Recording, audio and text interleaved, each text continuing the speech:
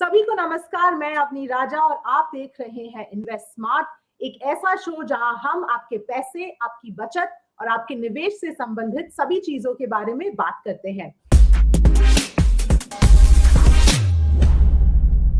अपने बच्चों के भविष्य के लिए जितना जल्दी निवेश शुरू करें उतना ही अच्छा और फायदेमंद होता है।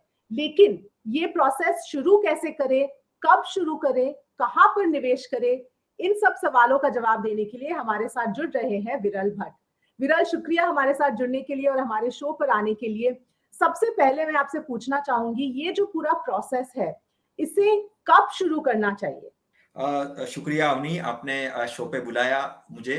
देखिए, जब हम चाइल्ड इन्वेस्टमेंट की बात करते हैं, बच्चों के एजुकेशन या बच्चों के मैरिज और बच्चों के लिए घर खरीद के रखना और उनके लिए उनको वो घर जो आपने लिया है या आप सोच रहे हो लेने के लिए उनको पास ऑन करना, हमारे दिमाग में कुछ गोल्स होते हैं, लक्ष्य होते हैं। तो वो लक्ष्य को ध्यान में रखते हुए हमको एक सेपरेट इन्वेस्टमेंट्स को प्लान करना चाहिए। ये मैं हमेशा कहता हूं। अपार्ट फ्रॉम दैट, यानी ये तो बात सही है कि लक्ष्य को ध्यान में रखना चाहिए, ये सबसे पहली चीज होनी चाहिए जब भी आप चाइल्ड के इन्वेस्टमेंट्स के पॉइंट ऑफ व्यू से सोच रहे हो। उसके साथ साथ में हमको, अगर आपको इनहेरिटेंस जो, यानी देखो, आप जब आप आपके नाम पे इन्वेस्टमेंट करते हो तो आप आपकी सिक्योरिटी को प्रोटेक्ट कर रहे हो। बट अगर आप बच्चों के पॉइंट ऑफ व्यू से सोच रहे हो तो बच्चों की सिक्योरिटी भी बहुत ही इंपॉर्टेंट होती है और वो आपको इनहेरिटेंस में उनको देना है, उनको लेगेसी में उनको पास ऑन अगर करना है तो ये भी एक काम आ सकता है कि अगर आप बच्चों के नाम पे करते हो तो उनके सिक्योरिटी के पॉइंट ऑफ व्यू से आप अभी से ही उनको प्रोटेक्ट कर रहे हो। फिर एक एक बात होती है कि जब आप बच्चों के नाम पे इन्वेस्टमेंट करने का सोचते हो तो उनको भी एक एक स्टार्ट पॉइंट मिलता है उनके लाइफ में कि भाई उनके नाम पे भी कुछ इन्वेस्टमेंट्स हैं जो आप शायद से इमोशनली कनेक्टेड हो जाओगे और वो उसके लिए बेटर प्रिपेयर हो पाओगे, बेटर प्रिपरेशन कर सकते हो उनके इन्वेस्टमेंट्स के पॉइंट ऑफ व्यू से, उनके आने वाले लक्ष्य के पॉइंट ऑफ व्यू से। और एक दूसरी बात आती है कि आप एक प्रोटेक्ट कर रहे हो उनके एसेट्स के लिए, यानी अगर अगर सपोज आपको कुछ हो गया और आप नहीं रहे तो, और आपके बच्चे जो है वो माइनर है, तो उनको प्रोटेक्ट, उनको उनके सिक्योरिटी के पॉइंट ऑफ व्यू से, उनके फाइनेंशियल सिक्योरिटी के पॉइंट ऑफ व्यू से उनको उनके नाम के जो भी इन्वेस्टमेंट्स है वो उनको काम आ सकते हैं जब वो 18 साल के हो जाएंगे, यानी माइनर टू मेजर जब हो जाएंगे तो उनको काम आ सकता है। तो ये चार चीजें मुझे लगता है कि बहुत ही इंपॉर्टेंट है। आप लक्ष्य को आधारित आप बच्चों के पॉइंट ऑफ व्यू से निवेश करिए, वो आपको बहुत ही काम आएगा आपके ओवरऑल बच्चों के उनके लाइफ के पॉइंट ऑफ व्यू से। आपको इनहेरिटेंस के पॉइंट ऑफ व्यू से भी काम आएगा, लेगेसी आपको पास ऑन करने में आसानी होगी और उनके लाइफ में एक ट्रिगर आएगा कि उनके नाम पे इन्वेस्टमेंट है, इमोशनल कनेक्टेड रहेंगे तो काफी अच्छी तरीके से प्लानिंग कर पाएंगे और उनके फाइनेंशियल सिक्योरिटी के लिए भी आप एक प्रोटेक्शन लेकर जा रहे हो अगर आप नहीं रहे तो। जी बिल्कुल। और यहाँ पर विरल एक और पहलू का मैं जिक्र करना चाहूंगी कि अगर आपका जो ये निवेश है आपके बच्चों के लिए वो उनके नाम पे हो तो पेरेंट्स की तरफ से कमिटमेंट भी ज्यादा हो सकती है, क्योंकि वो थोड़ा इमोशनल एस्पेक्ट भी आ जाता है उसमें।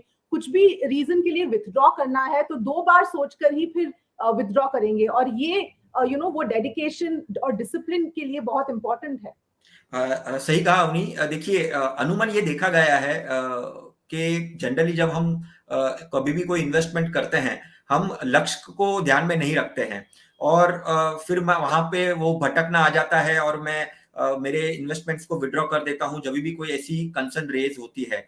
बट ये जो चाइल्ड के पॉइंट ऑफ व्यू से जब इन्वेस्टमेंट की बात आती है अवनी, तो डेफिनेटली मुझे ये लगता है कि ये एक इमोशनल फैक्टर हमेशा रहता ही है।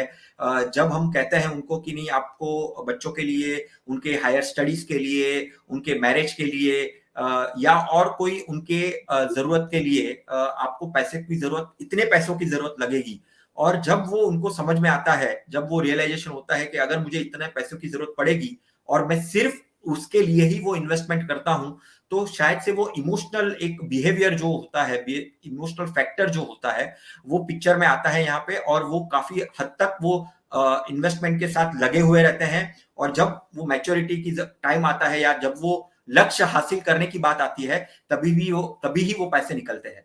जी बिल्कुल, और जितना जल्दी आप इन्वेस्ट करना शुरू करें उतना ही बेहतर होगा, उतना ही फायदेमंद होगा। ये भी एक बहुत इम्पोर्टेंट बात है। तो विरल चलते हैं प्लानिंग की तरफ। इस पूरे प्रोसेस का प्लानिंग कैसे करना चाहिए? देखिए, पहले तो मैं ये हमेशा कहता हूँ अवनी कि आप जितना जल्दी शुरू करिए उतना आपके लिए आसान होगा वो पर्टिकुलर लक्ष्य के लिए हासिल करने के लिए।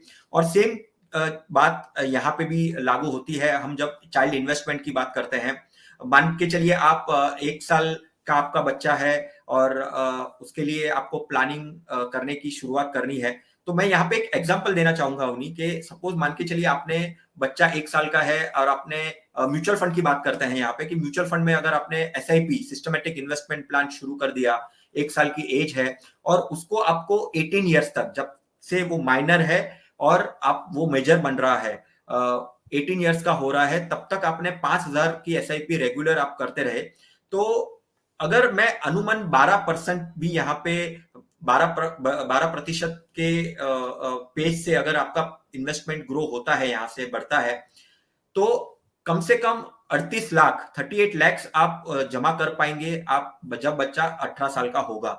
तो ये 38 लाख जो है वो आप जो लक्ष्य आपने सोचा है आपके दिमाग में, शायद से वो एजुकेशन पॉइंट ऑफ व्यू से होगा या उनके मैरिज के पॉइंट ऑफ व्यू से होगा या कोई भी बात या कोई भी लक्ष्य आपके दिमाग में होगा, इतने सम ऑफ मनी, इतना जो कॉर्पस है, आप अच्छी तरीके से पावर ऑफ कंपाउंडिंग के द्वारा, क्योंकि आप जितना जल्दी शुरू करोगे पावर ऑफ कंपाउंडिंग पिक्चर में आता है और वो अच्छी तरीके से आपको एक कॉर्पस बना के दे सकता है। तो जितना जल्दी शुरू करोगे उतना ही अच्छा।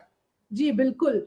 और उसको आगे लेकर दूसरा जो सवाल है, बहुत इंपॉर्टेंट सवाल, कि कहाँ पे निवेश करें, क्योंकि ऑप्शंस काफी सारे हैं। म्यूचुअल फंड्स की बात करें, चाइल्ड प्लान्स की बात करें, फिक्स डिपॉजिट है, स्मॉल सेविंग स्कीम्स है, तो इसको कैसे डिसाइड करना चाहिए? हमेशा अवनी मैं ये कहता हूं इसमें कि जब भी आप कंफ्यूज हो, पहले तो 2 चीज मैं यहाँ पे कहूंगा आपको डेफिनेटली। जब आप इन्वेस्टमेंट्स की बात करते हैं तो आपको डाइवर्सिफिकेशन करना होगा।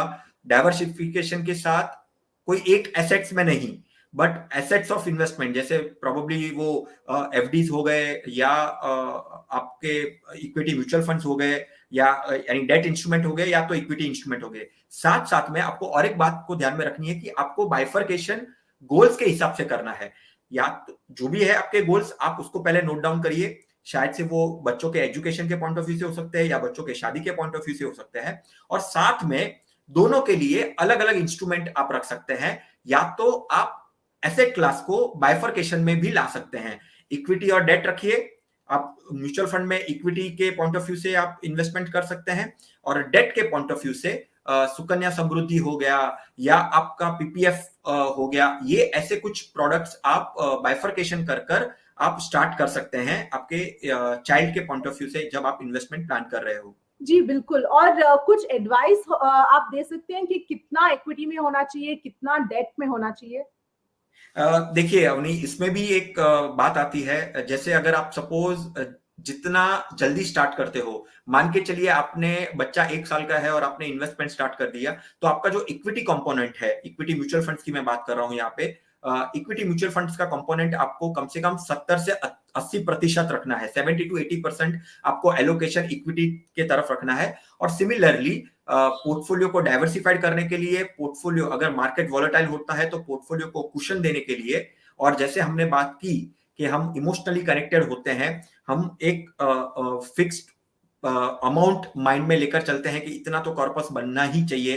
तो डेट का भी बहुत ही एक रोल होता है इसमें।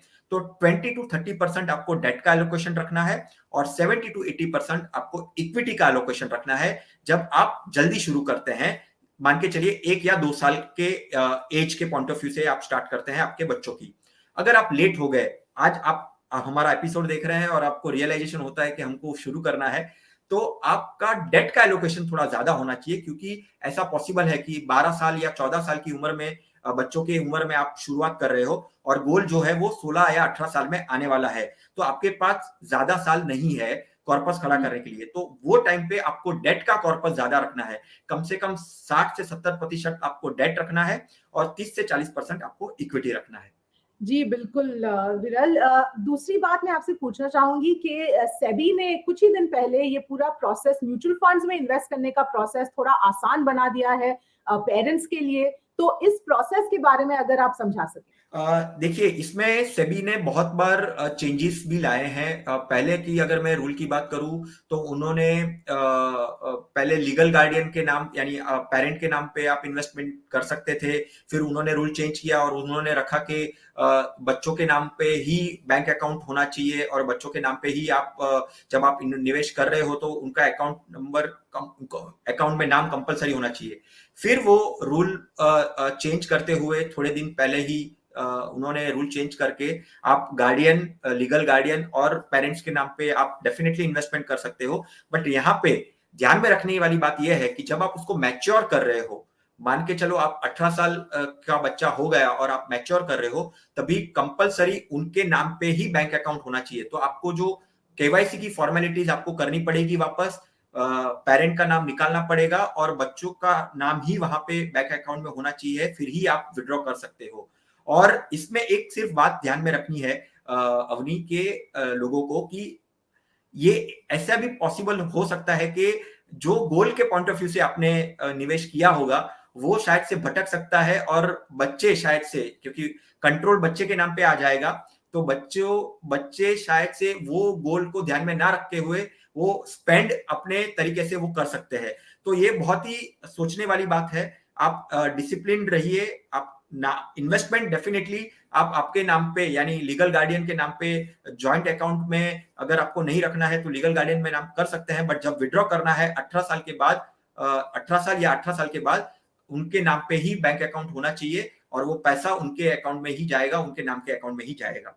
जी बिल्कुल, ये बहुत ही जरूरी बात आपने की है इस वक्त। और आखिरी सवाल विरल, टैक्स इम्प्लीकेशंस के बारे में अगर आप समझा सके, अगर बच्चा 18 साल के पहले विथड्रॉ हुआ पैसा या 18 साल के बाद पैसा विथड्रॉ हुआ, तो टैक्स इम्प्लीकेशंस क्या होंगे? देखिए अवनी, कोई ऐसी टेक इम्प्लीकेशंस, कोई अलग इम्प्लीकेशन नहीं है। जो हमको लागू होते हैं डेफिनेटली उनको भी लागू होते हैं। हाँ, हालांकि अगर मैं जो डेट प्रोडक्ट की बात करूं, अगर मैं एलोकेशन के पॉइंट ऑफ व्यू से सुकन्या समृद्धि या पीपीएफ लेता हूं तो डेफिनेटली वो एक लॉकिंग करके चलता है वो प्रोडक्ट। और हमने बात की कि जो इमोशनल फैक्टर होता है, तो ये जो लॉक इन वाले प्रोडक्ट्स, जो डेट एलोकेशन है, जो रिटर्न्स आपको डेफिनेटली इक्विटी से कम आ सकते हैं उसमें, बट आपको डाइवर्सिफिकेशन और इक्विटी मार्केट की वोलेटिलिटी के पॉइंट ऑफ व्यू से काम आ सकता है। लॉक इन है पर टैक्स फ्री है। आपको सुकन्या समृद्धि 18 साल के जब तक नहीं होते बच्चे तब तक आपको रखना है और आप पीपीएफ में एंटर कर रहे हो तो 15 साल तक का लॉक इन है। और सिमिलरली अगर आप इक्विटी म्यूचुअल फंड करते हो तो जैसे वो कैपिटल गेन टैक्स जो आता है, जो हमको लागू होता है, वैसे ही सिमिलर वे में वहां पे भी बच्चों के पॉइंट ऑफ व्यू से भी लागू होता है। तो टैक्स इंप्लीकेशन कोई अलग नहीं है, कोई नया ऐसा कोई अलग प्रोविजन नहीं है। जो हमको लागू होता है सिमिलरली वैसे ही लागू होता है। हालांकि एक बात ध्यान में रखनी है, अगर पेरेंट के नाम, बच्चे के नाम पे कर रहे हो और पेरेंट के अकाउंट से पैसा जाता है तो जो जिसका पैन कार्ड नंबर अटैच्ड है उसको टैक्स इंप्लीकेशन आता है, बच्चे को नहीं आता है। जी बिल्कुल विरल, इसी पर thank you so much for joining us. हमारे साथ जुड़ने के लिए धन्यवाद। अगले हफ्ते मिलेंगे एक और मुद्दे।